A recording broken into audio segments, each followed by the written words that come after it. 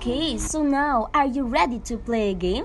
Yes. Right, this game is called Connect Me. All you have to do is to connect a picture and tell what it is. Let's start. What do you think the picture is? Plant. Yes, you are all correct. It is a plant. A growing plant is like a second language. In order a plant to grow, it needs a seed. A seed symbolizes as the innate ability that we have to acquire a language. Also, a growing plant needs a soil, water, and sunlight. Same thing in acquiring a second language. We need exposure, feedback, and practice for improvement. So I guess you already have an idea to what our discussion will be today. Welcome to Chapter 10, Toward a Theory of Second Language Acquisition. Good day, I am Margaret Enriquez from BSET English 2A. So today we will learn the Chapter 10, Toward a Theory of Second Language Acquisition. So first, let us know what is a second language acquisition. Do you have any idea what is a second language acquisition? Yes. A second language acquisition refers to the study for both individuals and groups who are learning a language subsequent to learning their first one as young children and the process of learning that language. A second language acquisition is a complex process. When we say complex, it means many. Therefore, a second language acquisition has many processes. So now, let us dive into our proper discussion. So several decades ago, Yorio in 1976 proposed a taxonomy. This taxonomy is named Classification of Learner Variables.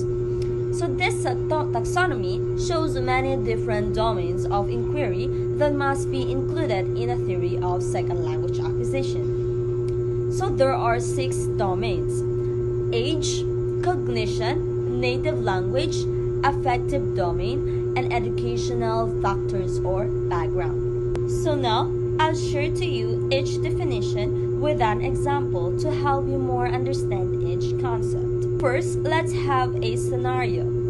So it is a language learning journey.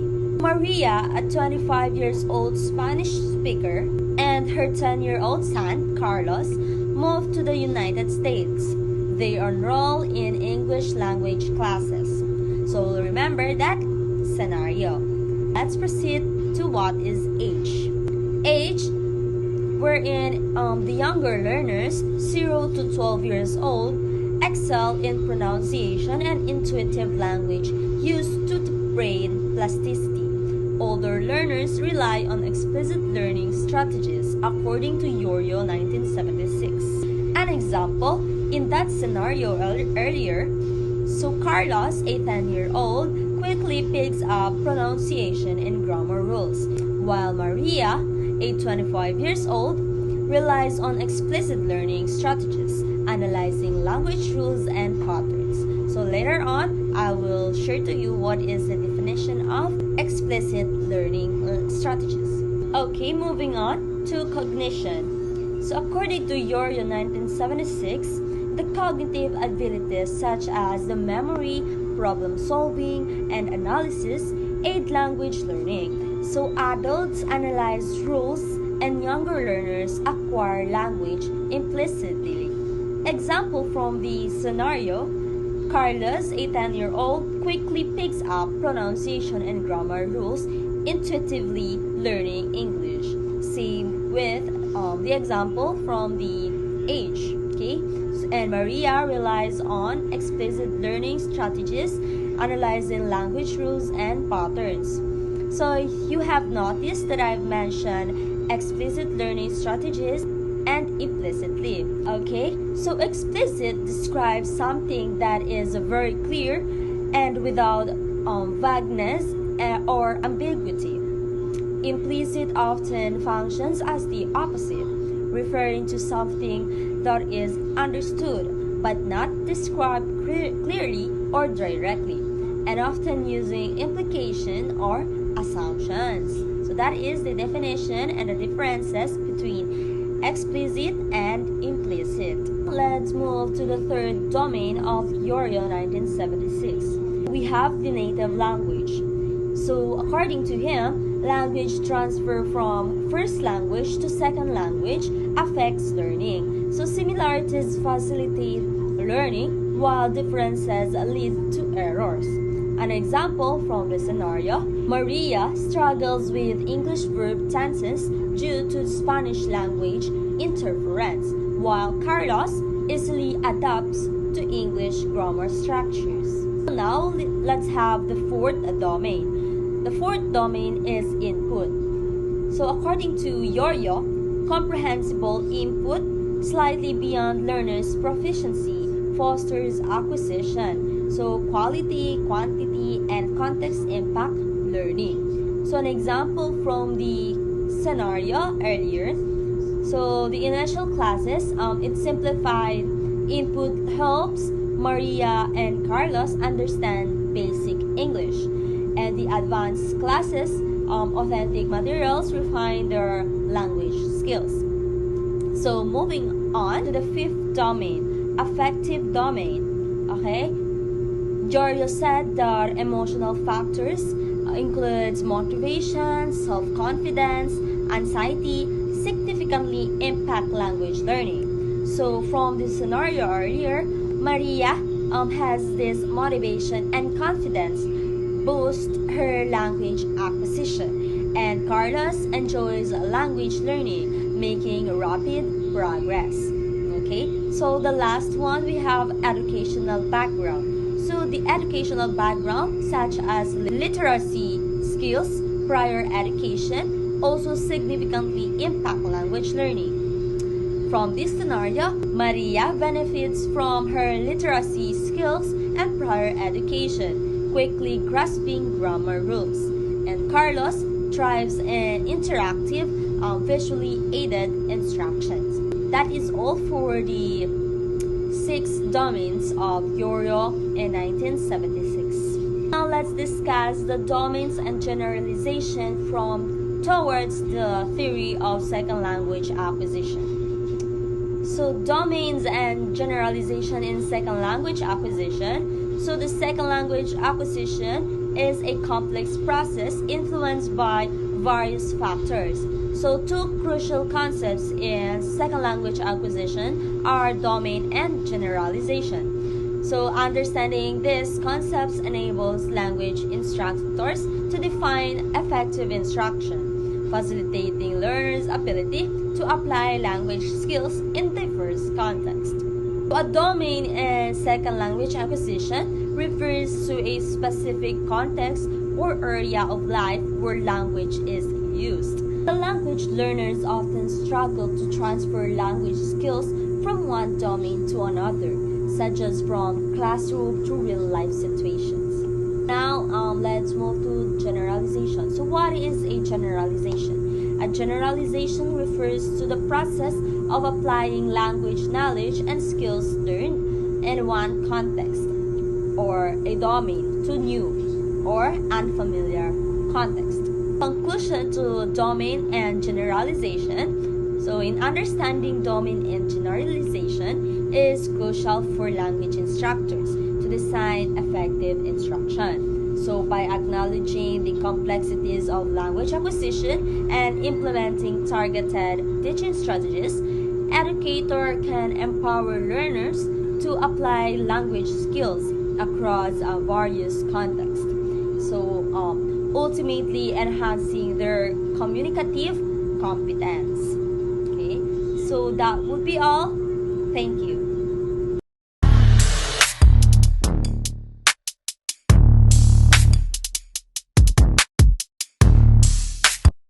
Good day, everyone. So today I will discuss the hypothesis in claims and second language acquisition. So a theory of second language acquisition is a really interrelated set of hypotheses or claims about how people become proficient in second language.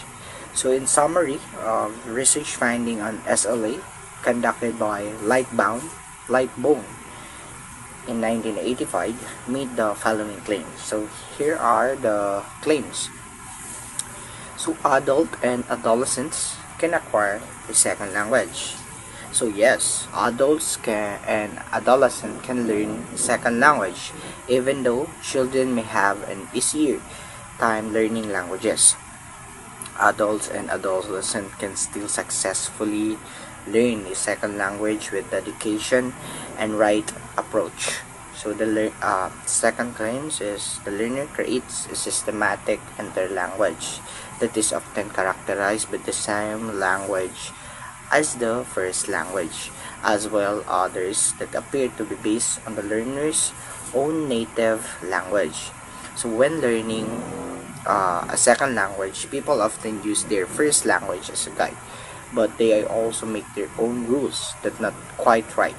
So these rules are part of their interlanguage, and they show they are actively learning and developing their understanding of the new language. So the third claims are there are predictable sequence in acquisition, so that the certain structures have to be acquired before others can be integrated. So in a simple terms, you can build a complex house without first laying a strong foundation. Similarly, you can't master the second language structure without mastering the basic.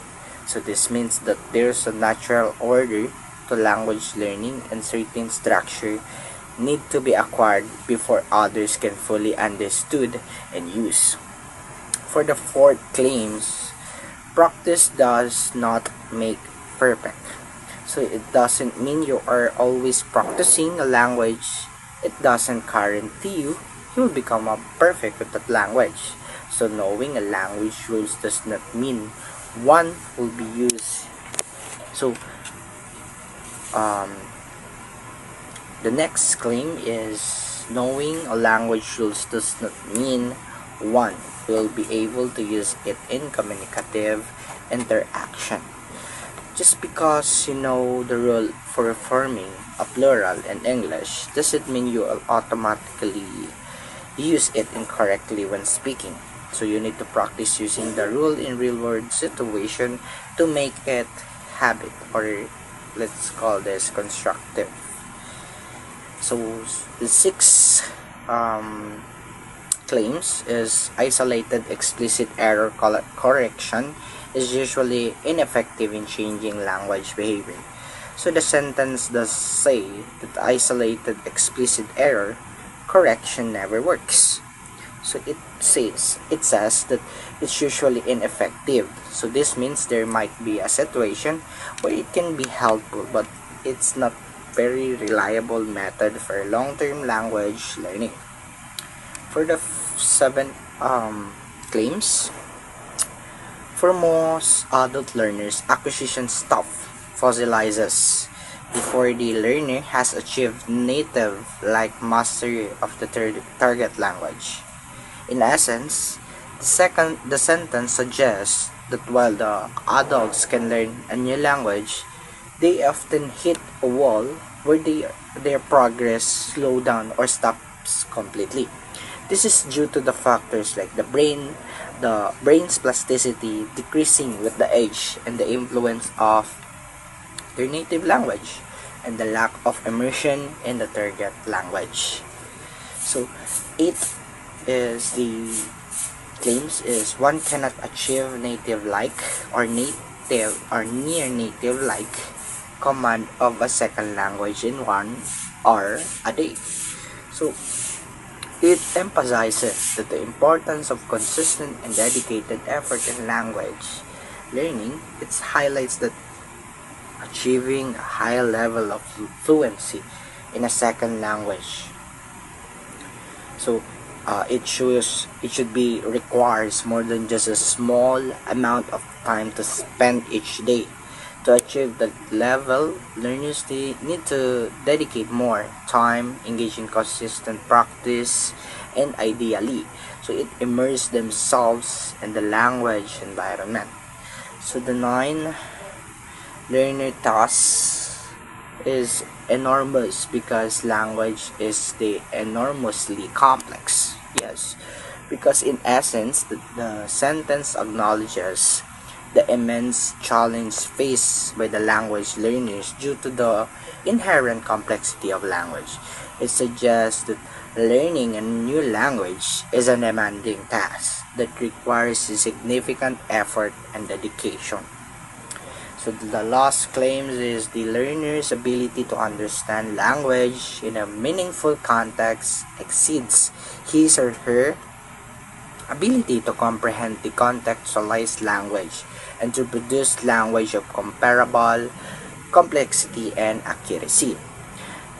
The I think this claims is saying that the learners are often better at understanding language when it's used in natural way, like conversation or a story, done when it's represented in more academic or isolated way, like a textbook or vocabulary list. They can also understand more complex language than they can produce themselves. So the claims emphasize that the importance of providing learners with the opportunities to experience language in meaningful contexts help them to develop their understanding and production skills. So let's move on to the criteria for valuable theory in second language acquisition. So Bulba's theory in second language acquisition is one that provides a comprehensive and insightful explanation of how individuals acquire a second language, such as a theory must meet certain criteria to be considered robust and significantly sound. This response will delve into the criteria for valuable theory in second language, so that it draws on sites from prominent researchers in the field. So that's all my discussion, and thank you for listening. Good day, everyone. And now let's proceed with our discussion. First, we have the explicit learning. Explicit learning are learners that are actively trying to understand language structures and often involve studying, memorizing, and practicing the language. For example, you are learning and practicing verb conjunction, memorizing vocabulary, and doing a grammar exercise. Next, we have the implicit learning. Implicit learning are subconscious process. It involves picking up patterns, sounds, and structures through exposure and similar to how a child learned their first language, which is the learners are not aware of the rules that they are learning or following. It's just happened naturally. For example, you're understanding the meaning of phrases through context, recognizing a pattern in a sentence structure over time. In improving your pronunciation, you just simply through repeated exposure on that language. Next, we have the awareness. Awareness are learner conscious understanding and attention to language rules, vocabulary, and patterns. In that way, learner can acquire a new language effectively. Next, we also have the noticing hypothesis. The noticing hypothesis, it is proposed by Richard Smith.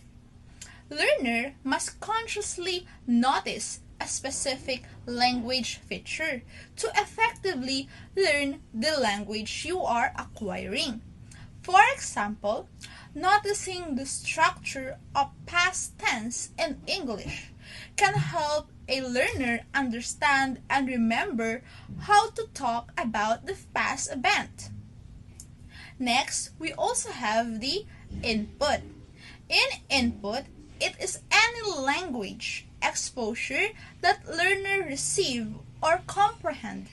It involves all language materials they encounter, which build their vocabulary. It is a crucial for internalizing language pattern and also in grammar. Next, we also have the output. It's a language that learner produce, whether through speaking, writing, and it also involves using vocabulary, grammar, and the pronunciation. It practicing what a learner have understood from the input. Next, we have the frequency. The frequency, the regular exposure to the target language, which it is essential for developing comprehension skills. For example, you are reading sample story or news article frequently. The reinforced vocabulary. Next, we have the innate model, human. Human have a innate ability to acquire language, but with guidance to the innate mechanism of our brain. It also a process that guided by the brain's natural ability to recognize and internalize language pattern. Next, we have the acquisition and learning hypothesis. First, we have the acquisition first. In acquisition, it is a subconscious process of picking up language similar to how children acquire their first language, which it has happened naturally through meaningful exposure of interactions. For example, a learner's hearing the word always hi, and as you can see, the comprehended that it was a greeting, and then you will apply it, saying hi, which means a greeting. Next, we have the learning. Learning, it is a conscious process of studying a language, including grammar, rules, vocabulary. It is required a awareness of a rules. For example, you are memorizing grammar, subject-verb agreement. Next, we have the monitor hypothesis. In monitor hypothesis, it plays a crucial role in editing and refining language input. It highlights the distinction between subconscious and acquisition and conscious learning. Acquisition as the natural process responsible for frequency and the learning according to Krashen. It is not primary driver from language proficiency, but serves as support mechanism for improving accuracy. Next, we have the natural order hypothesis. First, it starts with the basic structure, followed by complex structure. Here is the input hypothesis. In input hypothesis, it emphasizes the importance of comprehensible input in the process of acquiring new language.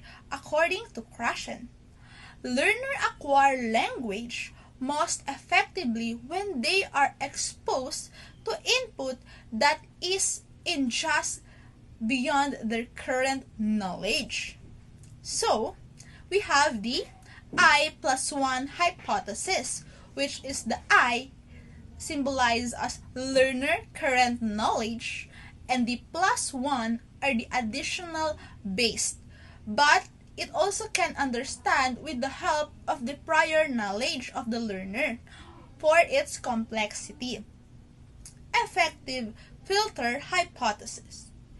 In effective filter hypothesis, learner emotional states such as motivation, anxiety, and confident can significantly influence how effective the acquired language. The emotional barrier that can block knowledge or language input. For example, in a classroom, the teacher creates a positive, supportive cycle and non-threatening environment.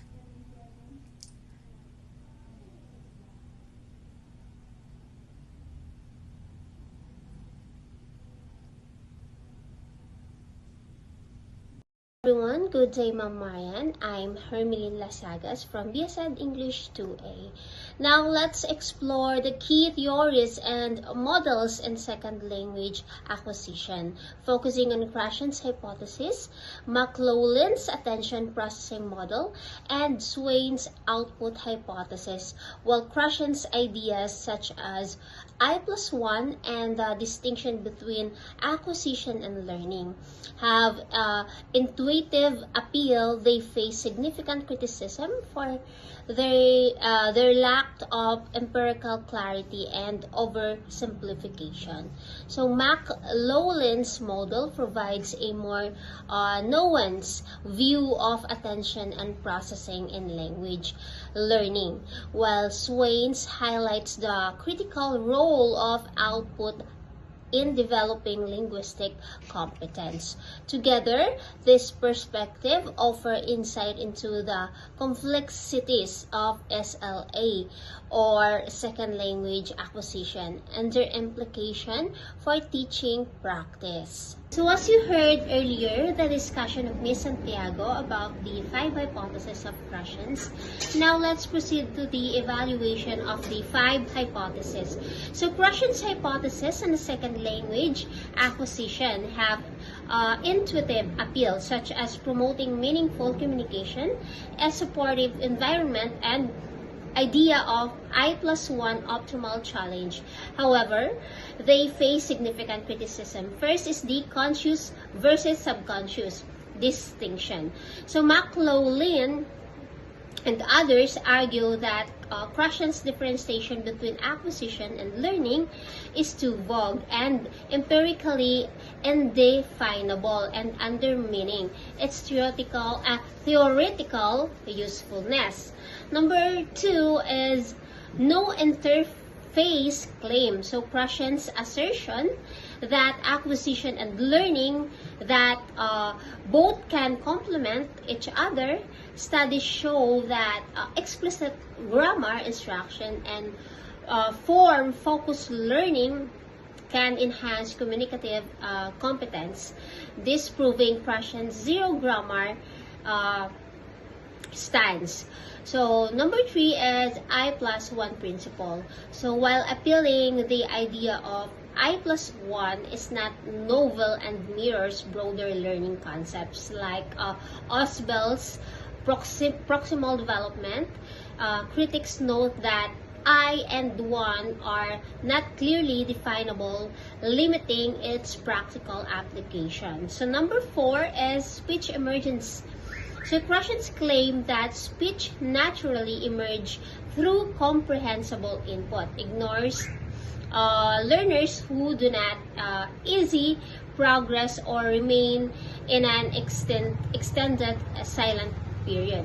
So leaving educators without strategies for these cases. So while Krashen's hypothesis sparked important discussions, their oversimplifications and lack of empirical support limit their applicability in diverse SLA context. Now let's proceed to the IPOT hypothesis. So it is proposed by Merrill Swain. So Merrill Swain challenges Krashen input hypothesis, which posits the comprehensible input in the sole causative factor in the second language acquisition. So Krashen theory has been critiqued for its passive view of the learners. So as its attributes success entirely to input and gives limited recognition to the learner's active engagement, while Krashen acknowledges that input must be transformed into intake through processes like noticing and linking from to meaning. So these mechanisms are not well defined, leaving the learner largely at the mercy of the input provided. So Herbert Sillinger's concept of high input generators, or HIGs, and low input generators, or LIGs, shifts focus to the learner's role. So HIGs actively generate interaction and seek input, leading to faster language development compared to LIGs who remain passive. This suggests that learners' active participation plays a crucial role in second language acquisition. So Swain's output hypothesis expands on the idea, emphasizing the importance of language production in SLA. Swain identifies three key functions of output. The first one is the noticing function. So producing language helps learners identify gaps in their knowledge as they struggle to express meaning. Second is the hypothesis testing. So output allows learners to experiment with the language and test their developing hypothesis about the structure. So third is the metalinguistics function. So output foster reflection on the language, enabling learners to clarify inconsistencies and deepen understanding, often through collaborative dialogue.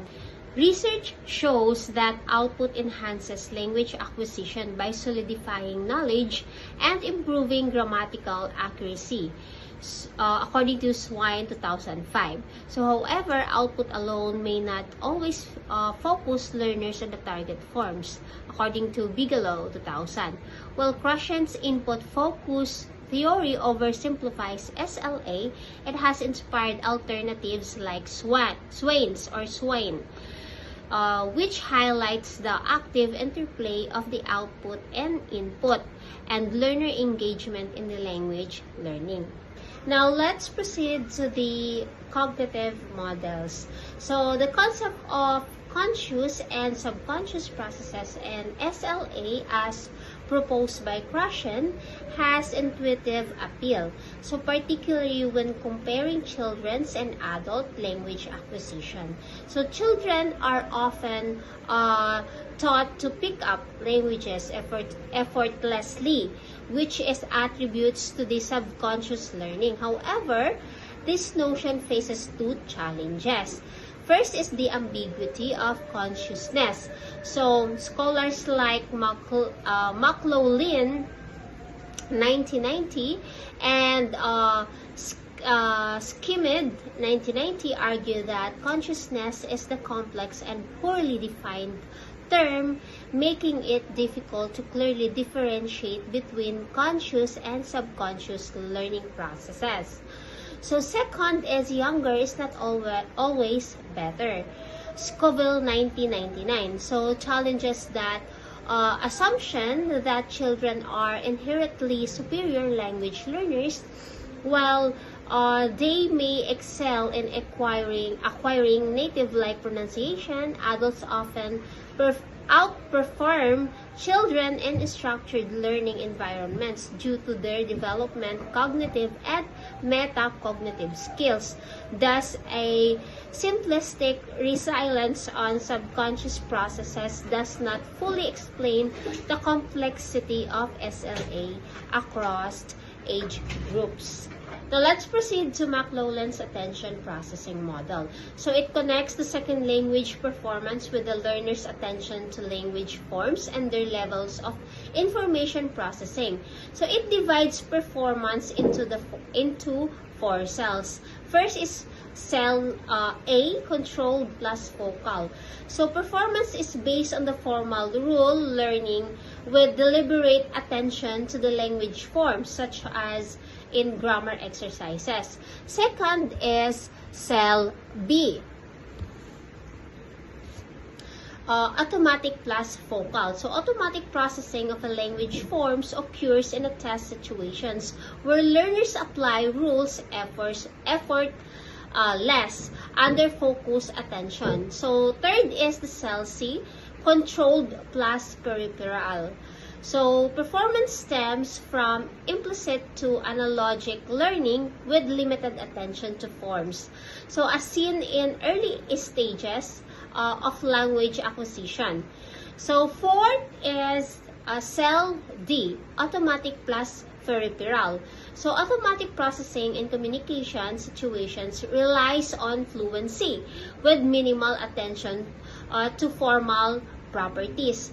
So this model illustrates how attention and processing influence performance across various language learning contexts. So let's proceed to McLaughlin's attention processing model. So it has practical application in language teaching as outlined in table 10.2, which links stages of skills acquisition. So first is the controlled plus focal. This is the cell A. So activities focus on intentional attention to new skills like grammar explanations, vocabulary definitions, or structured exercises for beginners. So this task emphasizes accuracy and learning rules. Second is automatic plus focal. This is the cell B. Advanced learners monitor a specific aspect of language. While speaking, writing, or editing, this task involved conscious refinement of well-practiced skills. So third is the controlled plus peripheral, cell C.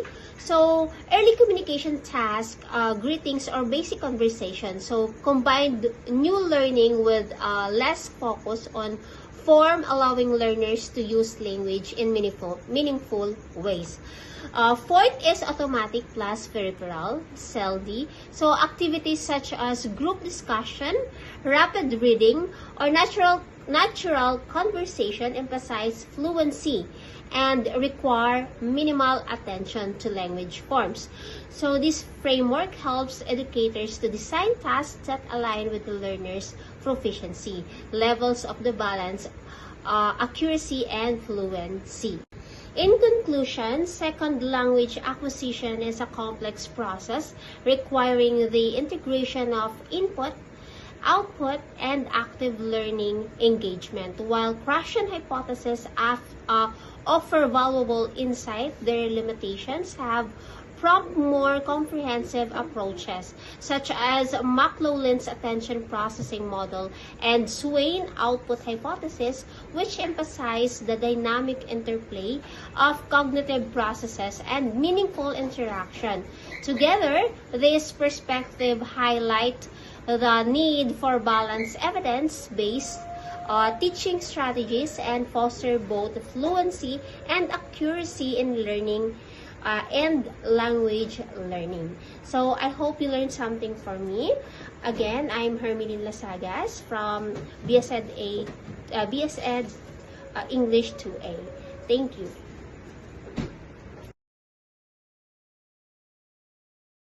Good day, class. Now let's proceed to my topic, which is the explicit and the implicit model of second language acquisition. So it proposes that language learning involves two distinct types of knowledge, the explicit knowledge and the implicit knowledge. This model suggests that learners acquire language through both conscious and unconscious processes. So when we say explicit knowledge, this refers to the conscious and deliberate understanding of language rules and structures. It encompasses the facts a person knows about language and the ability to articulate those facts. So this type of knowledge is often acquired through formal instruction, where learners are explicitly taught grammar rules, vocabulary, and pronunciation. Implicit knowledge, on the other hand, is unconscious and automatic. It refers to the intuitive understanding of language that allows individuals to use language fluently and spontaneously. So implicit knowledge is acquired through exposure to language and through the process of interacting with others. Both the explicit and the implicit knowledge plays a crucial role in SLA. So explicit knowledge can provide a framework for understanding language, while the implicit knowledge allows learners to use language naturally and fluently. Several researchers have proposed models of SLA that incorporate the distinction between explicit and the implicit knowledge. Ellen Bialystok developed a diagrammatic conception of SLA that highlights the central role of implicit and explicit processing in second language learning. She later equated implicit and explicit knowledge with the synonymous term analysis and analyze. Analyze and analyze knowledge.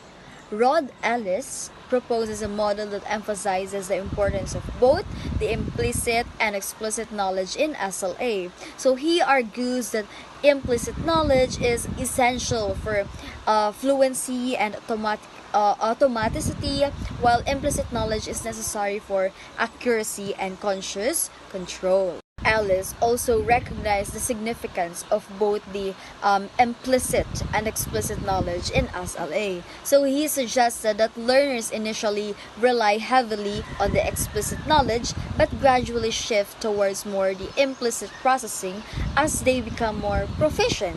So the explicit and the implicit model of SLA provides a valuable framework for understanding the complex processes involved in second language learning.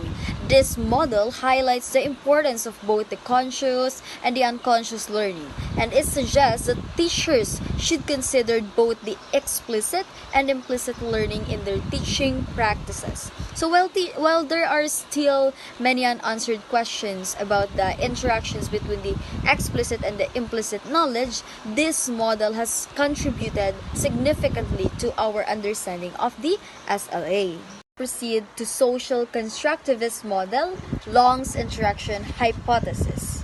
So the Long's interaction hypothesis, a cornerstone of social constructivism in second language acquisition, proposes that meaningful interaction between learners and native speakers is crucial for language development. So this hypothesis emphasizes the dynamic interplay between the learners and their social environment, suggesting that language learning is not merely a passive reception of information, but an active process of constructing meaning through social interaction. Now, the foundation of social constructivism. Social constructivism is a learning theory rooted in the work of Vygotsky. Posits that knowledge is not passively received but actively constructed through social interaction. Emphasizes the importance of shared understanding, negotiation of meaning, and collaborative learning in acquisition of knowledge. Now, let's have the long interaction hypothesis. The role of modified interaction long interaction hypothesis builds upon the social constructivist framework by highlighting the specific role of modified interaction in facilitating language acquisition. So modified interaction refers to the adjustments that native speakers make in their communication with non-native speakers to ensure a comprehension and facilitate learning. So in conclusion, Long's interaction hypothesis, grounded in social constructivism, provides a valuable framework for understanding the role of interaction in SLA.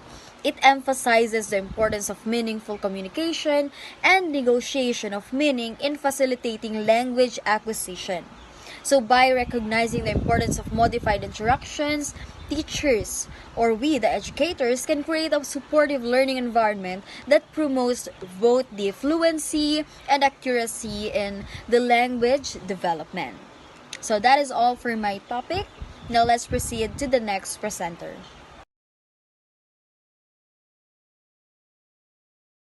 So let's proceed to our next discussion, which is Out on a Limb, a light-hearted horticultural theory of second language. So horticultural theory of second language compared as a natural growth of a plant. Why? Is it because, accordingly, learning a language is like planting and of and growing a flower. Okay, so of course in a plant we have seeds. Okay, so seed represent us our natural ability or potential to learn a language. Okay, so something we're programmed to do as a human, of course. The next branch of a plant is soil. The next needed for a plant to grow is soil, water, and sunlight.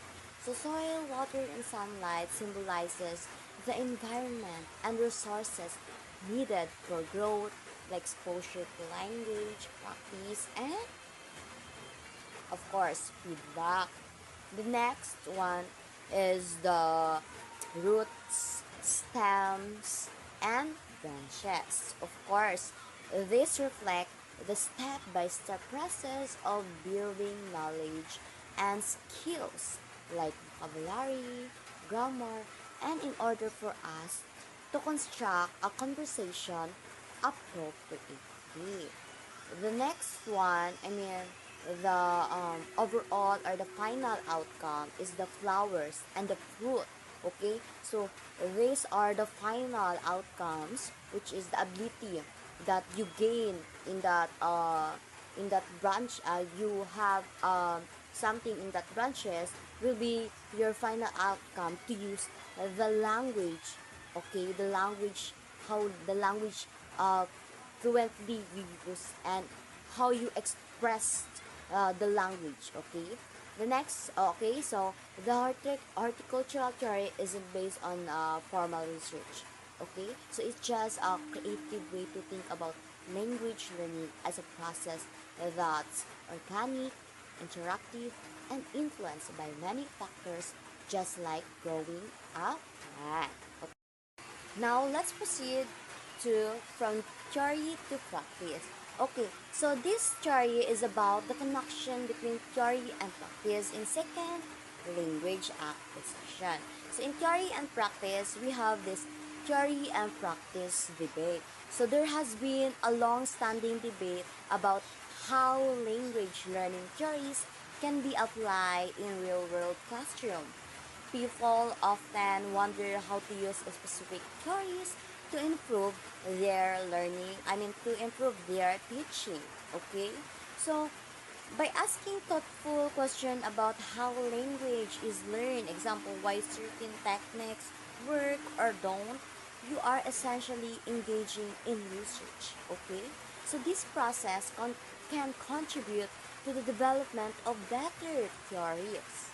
So we have combining combining knowledge. So experts in second language acquisition need to bring together all the different research findings, claims, and ideas to create a clear and practical understanding of how language learning works and how to help learners succeed. Next one is we need an empowerment to for beginners. So even if you're new to the field, you can develop your own understanding of second language application by studying the information and using it to create practical approach to teaching or learning language. Okay, so the next one is the collaborative effort. So over time, by discussing ideas with others in the field, you contribute to building better theories and practices that benefit everyone involved in language learning and teaching. So this means that the theory and practice should work together, and anyone, regardless of experience, can play a role in on how improving how we understand and teach second language acquisition. Okay? Okay, next one is the suggestion for theory building. So we have the believing and the doubting game. Okay, so this theory explain how to approach building theories about second language acquisition using two complementary mindsets such as the believing game and the doubting game. So, truth is complex, yes. Truth is not straightforward or one-sided. Just like a photographer capturing different angles of mountain, we need also to look at ideas from multiple perspectives. Yes, sometimes this perspective may seem to conflict, but they all contribute to a fuller understanding. Okay? So the next one is the doubting game.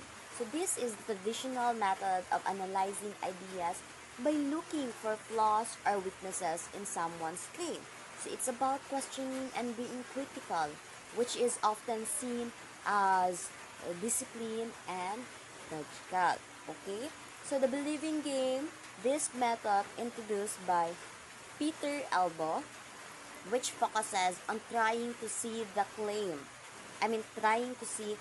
truth in a claim rather than looking for errors. So it encourages you to step into someone else's perspective. Okay? Imagine their reasoning and explore why their ideas might make sense. Okay? So it's about engaging with an open-minded. So it is important to balance both games because both approaches are important and work together. If you only focus on doubting, you might dismiss good ideas too quickly. If you only believe, you might accept weak claims without a proper evaluation. Okay? So a balance helps you evaluate ideas thoughtfully. Okay? So an example in second language acquisition, imagine someone tells you that adults will struggle with learning a new language because of the critical period hypothesis, which suggests younger people learn language better. So instead of dismissing this outright as incorrect or what we call doubting game, you should first try to understand why reasoning and context. So this is called the believing game. Okay, so after discussion about factors like teaching method, learning backgrounds, and research, you can form a more balanced and informed opinion. Okay, so in short, this section advises using both mindset and critical thinking to build better theories and have a productive discussion in second language acquisition. To test your understanding, let's have a short quiz. 1. According to Krashen, which of the following is the key factor in second language acquisition? A. Output activities. B. Explicit grammar instruction. C.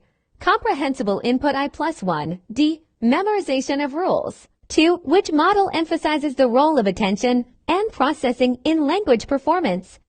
A. Krashen's input hypothesis. B. McLaughlin's attention processing model. C. Swain's output hypothesis. D. Seliger's input generator model. 3. What is a primary function of output in Swain's output hypothesis? A. Reducing anxiety in the classroom. B. Facilitating hypothesis testing and noticing gaps in knowledge. C. Providing comprehensible input. D. Ensuring rote memorization of language forms. 4. What criticism has been raised against Krashen's acquisition learning distinction? A. It is not widely accepted in slow research. B. Conscious and subconscious processes are difficult to define empirically. C. It ignores the role of comprehensible input. D. It overemphasizes output as the sole factor in SLA. 5. What aspect of Krashen's I+1 hypothesis is commonly critiqued? A. It is entirely unrelated to cognitive learning theories. B. It lacks clarity in defining what I and one represent. C. It overemphasizes grammar instruction. D. It rejects the idea of meaningful interaction.